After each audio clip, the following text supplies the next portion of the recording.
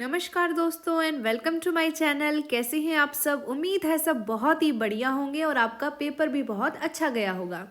तो यहाँ पर मेरे पास सीबीएसई क्लास 10th जो भी 2024 में आपका इंग्लिश का पेपर हुआ है उसका सेट नंबर 1 है। आज हम इस सेट की आंसर की जो है वो डिस्कस करेंगे। तो टोटल जो आपका एग्ज़ाम है आपको पता है 80 नंबर्स का हुआ है, 3 घंटे का आपका ये पेपर था। तो यहाँ पे सबसे पहले जो सेक्शन नंबर 1 है जिसे हम सेक्शन ए कह रहे हैं वो था रीडिंग स्किल्स के ऊपर बेस्ड। सबसे पहली बात तो ये है कि ये टोटल 20 मार्क्स का था जिसमें से 10 नंबर का हमारा फर्स्ट पैसेज था जिसे ध्यान से पढ़ना था और उसके बाद जो नीचे हमें क्वेश्चन दे रखी है उनका मोस्ट अप्रोप्रिएट जो आंसर था उसको चूज करना था। तो आई होप ये आपने बहुत ही अच्छे से पढ़ लिया होगा।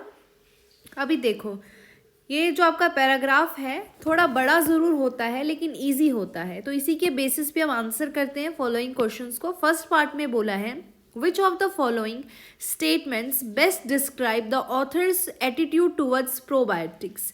तो यहाँ पे आपको 4 ऑप्शंस दे रखे हैं, यहाँ पे देख लो, एक एक करके बता देती हूँ। प्रोबायोटिक, प्रीबायोटिक और पोस्ट बायोटिक्स जो वेरिएशन है सेम थिंग के, लेकिन उनका डिफरेंट क्या है, प्रीफिक्स है। ये स्टेटमेंट उन्होंने दी है लेकिन ये उनका एटीट्यूड नहीं है। यहाँ पे ये एटीट्यूड नहीं बता रहा है, ठीक है, कि वो कैसा उसके बारे में फील करते हैं, ये चीज़ नहीं बता रहा। यहाँ पे सिंपल एक स्टेटमेंट है कि ये जो है एक ही चीज़ें हैं, बस इनका जो प्रीफिक्स है जैसे कि यहाँ प्रो है, यहाँ प्री है और पोस्ट है, ये डिफरेंट है। नेक्स्ट है कि सारे फर्मेंटेड फूड और योगर्ट्स जो होते हैं नेचुरली जो मिलते हैं वो हमें प्रोबायोटिक्स देते हैं। अगर आप 5th वाला पैराग्राफ देखते हो तो इसमें दे रखा है नॉट ऑल फर्मेंटेड फूड्स और योगर्ट कंटेन प्रोबायोटिक्स। तो सेकंड ऑप्शन हमारा गलत है, ठीक है, फर्स्ट भी गलत है, सेकंड भी गलत है, और ओनली यहाँ पे यूज़ कर दिया तो डी भी गलत है क्योंकि सिर्फ प्रोबायोटिक यूज़ नहीं हो रहा है, तीनों की बात की गई है।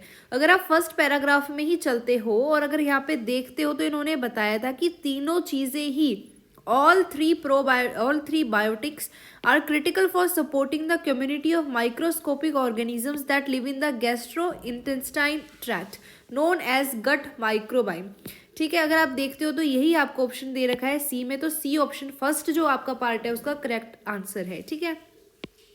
सेकंड में बोला है according to the writer health benefits of all the biotics extend beyond the digestive tract, यानी सिर्फ डाइजेस्टिव ट्रैक्ट तक ही इनके हेल्थ बेनिफिट सीमित नहीं है, इसके अलावा भी बहुत सारे बेनिफिट्स हैं। Rationalise your response in about 40 words. तो आपको यही जो स्टेटमेंट है कि सिर्फ और सिर्फ डाइजेस्टिव ट्रैक्ट नहीं, बाकी कई सारे ऑर्गन्स, बाकी कई सारे हेल्थ बेनिफिट्स हैं, ये यहाँ पे लिखने थे। 2 नंबर का क्वेश्चन था, सेकेंड पैराग्राफ में इसका आंसर आपको मिल जाएगा कि सिर्फ और सिर्फ यहाँ पे अगर आप देखते हो कि सिर्फ और सिर्फ डाइजेस्टिव ट्रैक्ट नहीं, बियॉन्ड इसके भी बहुत सारे हमें यहाँ पे फायदे बताए गए हैं। जैसे a growing body of scientific evidence has linked prebiotics, probiotics and postbiotic with the improvement in metabolic diseases, यानी इससे जो मेटाबॉलिक डिजीजेज होते हैं इनमें सुधार लाया जा सकता है, जैसे कि ओबेसिटी, जैसे कोलेस्ट्रॉल, या कोई एबनॉर्मलिटी है जैसे डिप्रेसिव सिम्टम्स है, किसी को डिप्रेशन हो रहा है, किसी की पुअर स्लीप है, या फिर कोई भी ऐसी कंडीशन है जो आपकी मेटाबॉलिक डिसीज़ के अंदर आती है। ये सारे अदर हमारे पास डाइजेस्टिव ट्रैक्ट को सुधारने के अलावा ये हमें हेल्थ बेनिफिट्स दिखाई देते हैं। तो यहाँ से आपको ये 40 वर्ड्स के अंदर आपका 2 नंबर का क्वेश्चन का आंसर मिल जाना था। काफ़ी ईजी था ये। तो सेकेंड पार्ट में यहाँ से लिखना था आपको। थर्ड पार्ट में बोला है कंप्लीट द सेंटेंस अप्रोप्रिएटली। ये सेंटेंस फिलअप की तरह है, यहाँ पे बस आपको यहाँ पे एक वर्ड नहीं लिखना होता, ठीक है। To get the right probiotic and to match it with your body's requirement, it is important to see the label for। अगर आप देखते हो तो यहाँ पे दे रखा है 5th पैराग्राफ के अंदर कि लेबल में आपको ये देखना होता है to look for the phrase, या आपको लेबल में ये देखना होता है it contains live and active cultures on the label, ठीक है।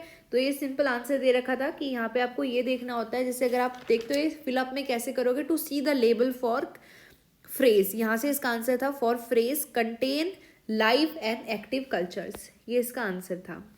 इसके बाद 4th पार्ट पे चलते हैं। इसमें बोला है the passage include some words that are opposite of each other.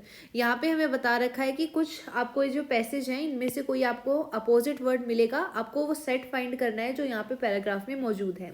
तो इसका सी ऑप्शन बिल्कुल सही है, और बता भी देती हूँ मैं कहाँ पे है ये, ताकि किसी को प्रॉब्लम ना हो। ये रहा, बेनिफिशियल और हार्मफुल दोनों ही वर्ड आपके पैरा फर्स्ट में है, ज़्यादा टाइम वेस्ट भी नहीं होता, फर्स्ट पैरा में ही दोनों आपको मिल जाते, ठीक है। तो इसका सी ऑप्शन बिल्कुल सही है, जो है बेनिफिशियल एंड हार्मफुल। इसके बाद आपको फिफ्थ पार्ट में बोला है कंप्लीट द सेंटेंस। फिर से आपका सेंटेंस कंप्लीशन वाला आ गया है क्वेश्चन।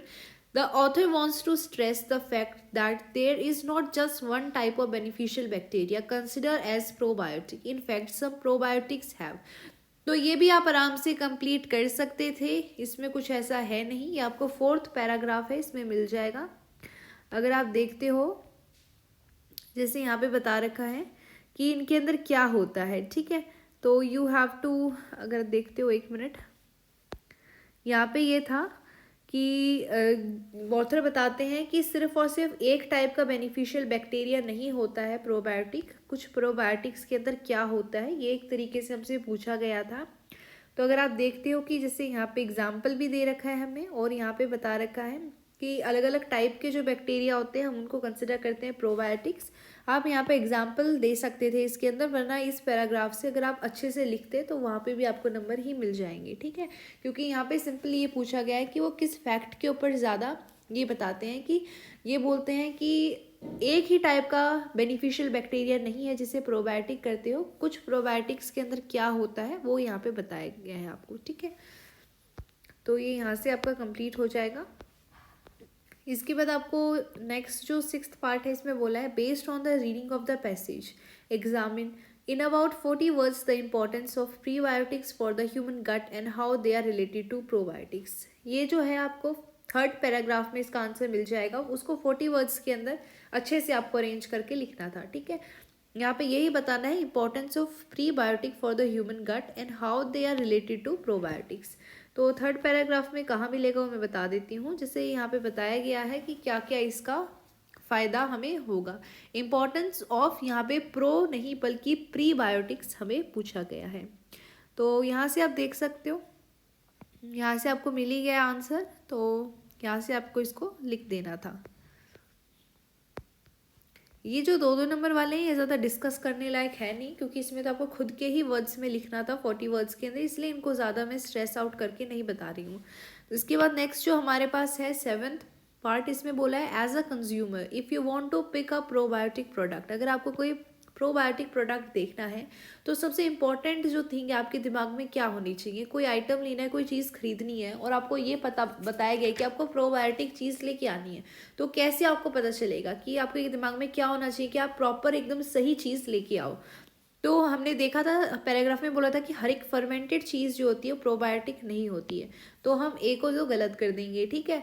इसके बाद अगर कोई भी ग्रोसरी स्टोर पे किसी पे भी लिखा है प्रोबायोटिक, तो इसका मतलब हमेशा ये नहीं होता कि वो प्रोबायोटिक है। हम देखते हैं हमारी डेली लाइफ में भी अगर किसी चीज़ के ऊपर कोई चीज़ लिखी है तो ज़रूरी नहीं है वो 100% प्योर हो, तो ये भी ऑप्शन गलत है, ठीक है। अगर कोई लेबल देख लिया जिसमें प्रोबायोटिक लिखा है, ये दोनों तो एक जैसे ही ऑप्शन हो गए, तो ये भी गलत है। इसका जो बी ऑप्शन है वो बिल्कुल सही है, और आपको ये फिफ्थ पैराग्राफ में भी आंसर मिल जाएगा। अगर हम देखते हैं तो यहाँ पे बता रखा है इवन इट्स बेटर, अगर आप कोई स्पेसिफिक स्ट्रेन्स ऑफ बैक्टीरिया देखते हो, यानी अगर कोई लिस्ट है आपके पास बैक्टीरिया के जो ये बताता है ये बैक्टीरिया जो है प्रोबायोटिक को लीड करता है, तो आप यहाँ पे ईजिली उसको फाइंड आउट कर सकते हो। तो बी ऑप्शन इसका बिल्कुल सही है।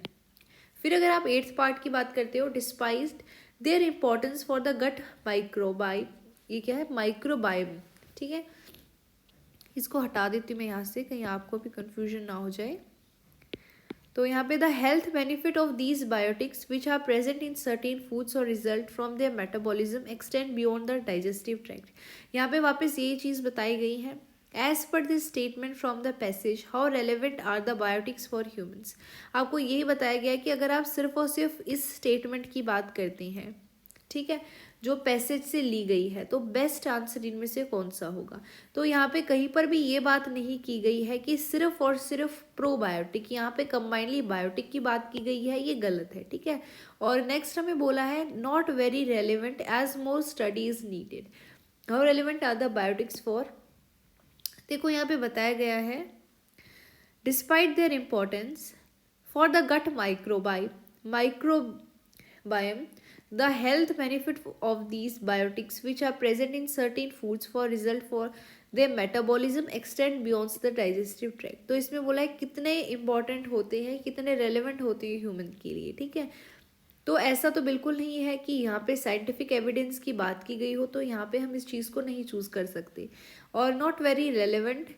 और यहाँ पे हम बी ऑप्शन में भी नहीं जा सकते हैं, बल्कि सी ऑप्शन में हम जाएंगे, क्योंकि यहाँ पे बोलता है कि हम हर एक के लिए इन बायोटिक्स को जनरलाइज नहीं कर सकते हैं। क्यों?